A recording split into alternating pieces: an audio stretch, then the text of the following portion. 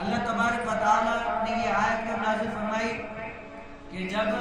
حضور کائنات صلی اللہ علیہ وآلہ وسلم مدینے کے بازار میں جا رہے تھے تو ایک غلام تھا. غلام کیا اپنے آپ کو بولی لگا رہا تھا کہ کوئی ہے جو مجھے اتنے پیسوں میں خرید لے، لیکن میری اس کے ساتھ شرط یہ ہے کہ میں 5 نمازیں حضور کائنات صلی اللہ علیہ وسلم کے پیچھے پڑھوں گا. یعنی مجھے خرید لے، اپنے کام میں لائے، میں جو بھی وہ کہے گا میرا آقا میں کروں گا، لیکن کیا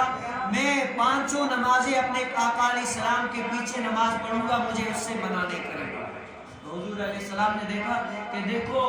یہ تو اپنے آپ کو بیچ رہا ہے، لیکن کیا اس کے اندر تقوی و پرہیزگاری کتنی ہے کہ اللہ تعالیٰ کے محبوب علیہ السلام سے ایک محبت، اور اللہ تعالیٰ کے محبوب علیہ السلام پر جو نماز اتری اس سے کتنی محبت ہے.